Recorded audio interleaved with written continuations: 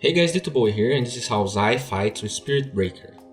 I don't want to sound cliché, but seriously, every time I go through Zai's replays I found some serious gems. He starts the game by placing a sentry close to an area where they had a ward, and where a lot of people from Radiant were around. He checks Murana's and Pit Lord's inventories and suspects that they dropped the ward, since it's an arguably common spot for Radiant, and at the same time their lineup thrives in having vision in that area because it allows Shadow Demon and Murana to land good combos together.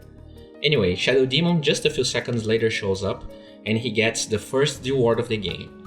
Not satisfied, he gets another one. Zeus probably told him that there were no creeps in the small camp, and he quickly D-wards it. This is a good sentry placement, but this camp is also one of the easiest to D-ward. So by this point he knows that Radiant has no vision coming from observer wards right now, and instantly charges mid, especially because he just got enough experience from the D-ward to get level 2. A lot of Spirit Breaker players don't really think about how the location they charge is important. Since it's almost room time, when he charges from that far away from lane, Slardar doesn't see him, and it takes way more time to Kanka notice the charge. He notices the torrent animation, almost dodges it, with no success. But what happens now is juicy. Underlord with haste wants a piece of Lina, and with a good salve during the attack from Underlord, Zai can charge and they secure the kill.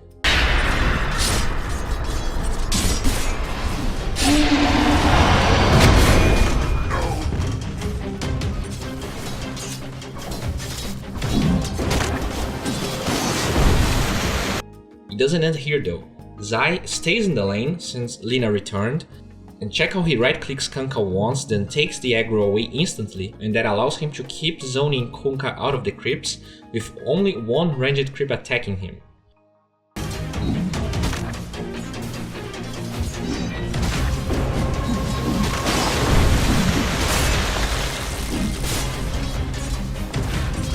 He also buys Lina a TP, and most players would return to base right now. Zai though knows he has a handful of stick charges and that Lina is coming in pretty soon. As soon as Kanka uses X, he uses the charges and charge, breaking the X combo but not applying Orb of Venom. Another thing to note is that usually pro players do not value the point in the move speed aura, but for this kill he gets it. He gets level 3 as the action is happening, and in this specific case getting 1 point literally secures the kill, because Kanka has 300 base move speed and Space Cow has 290. Also, having 1 point in bash or 1 point in the charge doesn't make any difference here because he doesn't have mana. When he learns the aura, he gets 7 more extra move speed than Kanka, and that combined with Kanka misclicking gives them the kill.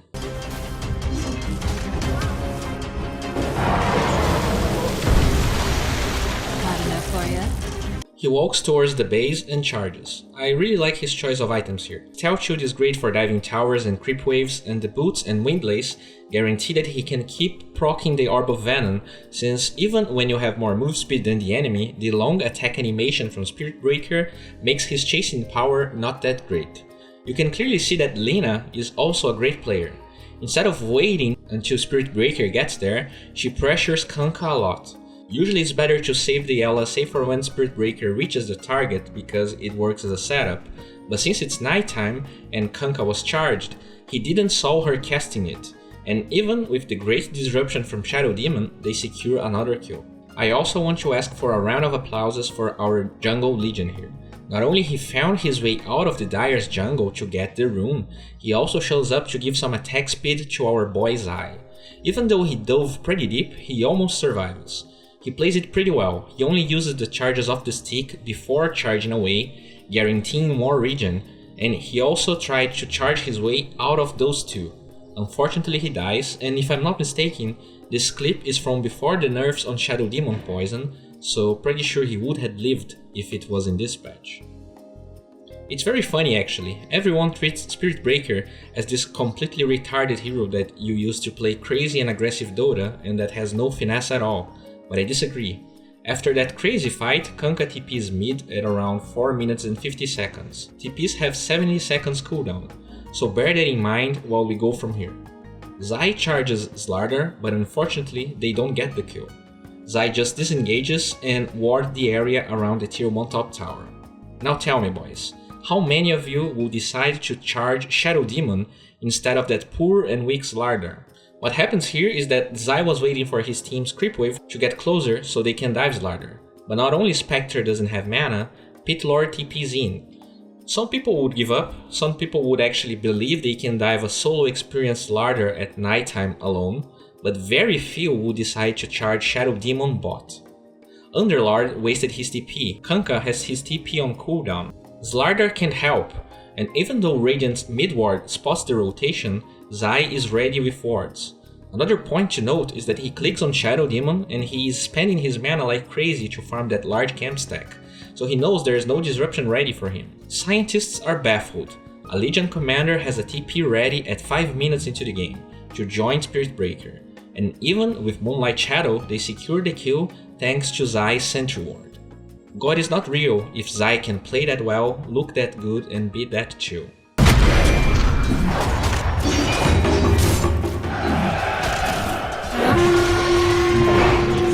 Remember what I said about waiting the charge to set up LSA? Mirana gets greedy. Even after seeing Zai close to the rune area, she goes pretty late to look for one. That allows Zai to charge and kill her with Lina. Thanks to that ward Zai placed before but didn't use to charge Slardar, they spot Mirana ulting to fight while Dire was smoked. Check how he positions himself around that area to maybe break his smoke and then spot the enemy team.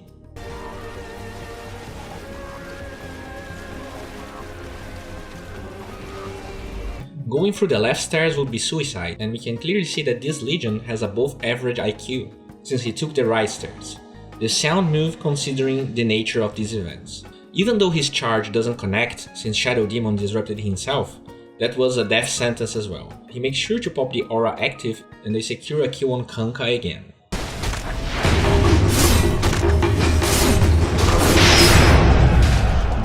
He goes in on Underlord but obviously doesn't commit since Slardar is around. The ward pays off again and they secure a kill on Undi. As he responds, he sees a very low HP Mirana pushing bot, and he knows that she doesn't have ult yet, and that's an easy kill. Out of my way! Dire structures are fortified.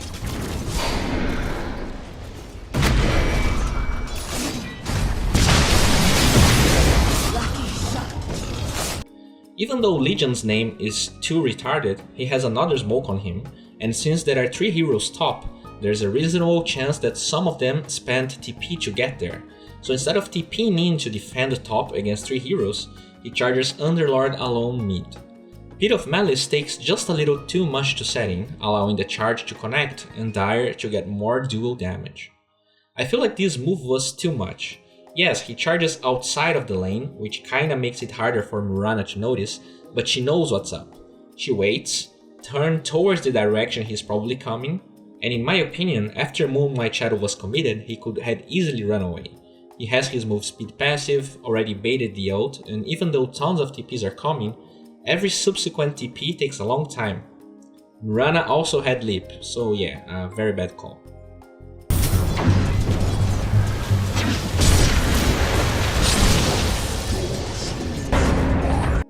After dying, most Spirit Breakers know that using charge on the creep wave is a good thing because you actually save a TP and you get there faster, but if possible, charging an enemy to get out of base is always good. You can see their buffs, their location, HP, you have a little bit of vision around them. Anyways, great play, and I would say that almost always charging an enemy instead of creeps is better, when you're just respawning and going to another lane.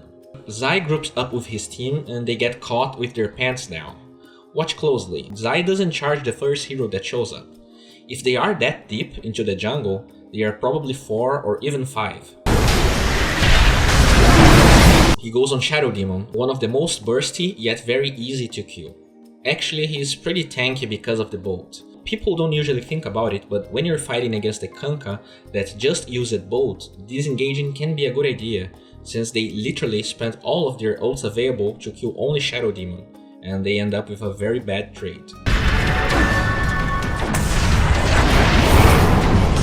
We see the same thing again, he charges Shadow Demon as soon as he respawns. Not only because Legion was close and could easily do him, but you get the best of both worlds. You can still stop close to the creep wave, but you get information about the enemy and can set up kills like this one. Since everyone is missing, Zai decides to get closer to his allies and Slardar initiates as he's very close to Zeus, allowing them to get a counter kill and bait Underlord's ult.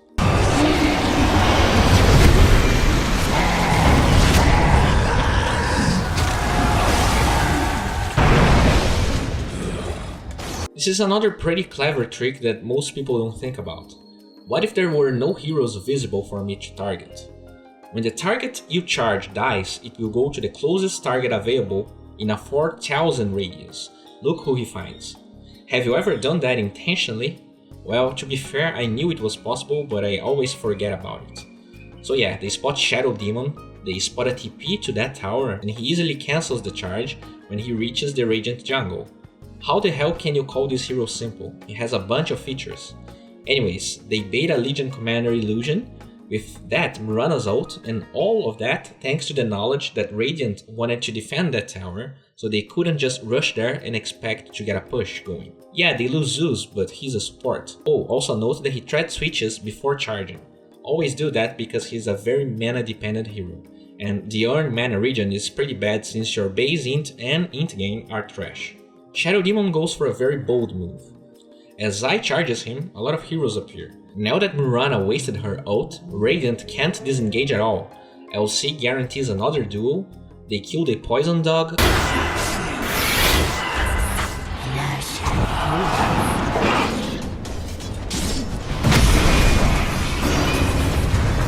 and Kanka, even though he tried the cool armlet TP trick while under the effect of the bolt buff. Very smart, but not enough. It's under attack.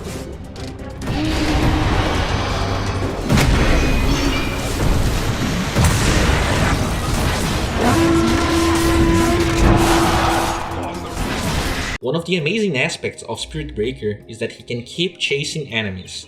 Since Mirana wasted her ult in that engagement, they still can get Radiant heroes one by one, because in the mid game the respawn time is not enough for Radiant to react with enough force.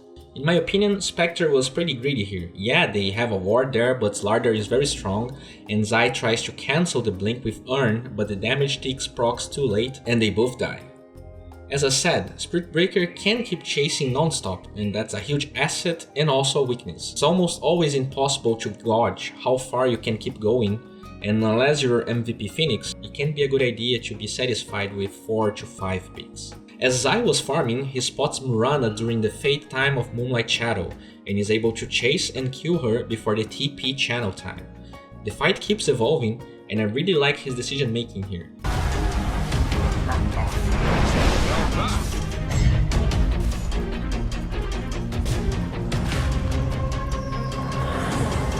As soon as Slardar shows up, he earns him to block Blink Dagger. Then he can easily disengage with charge in another lane. Underlord though has an amazing plan, wastes another cooldown of his ult. Well, this wraps up for today. If you enjoyed this video, please guys give it a thumbs up, it helps a lot. If you want to see more of Zai's replay breakdowns, please check the link in the description. And I can't overstate how this video wouldn't ever be possible without the huge help from the PVGNA guys, so please show them some love. And if you're new to my channel, subscribe to it. I'm making videos like this almost every day, and I'm sure something here will spark your interest. And they easily take the barracks and retreat. Dire structures.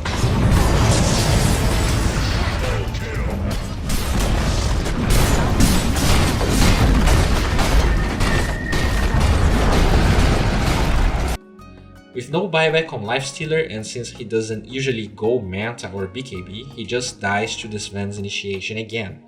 Even if Lifestealer wanted to go one of those two items, he didn't have enough time,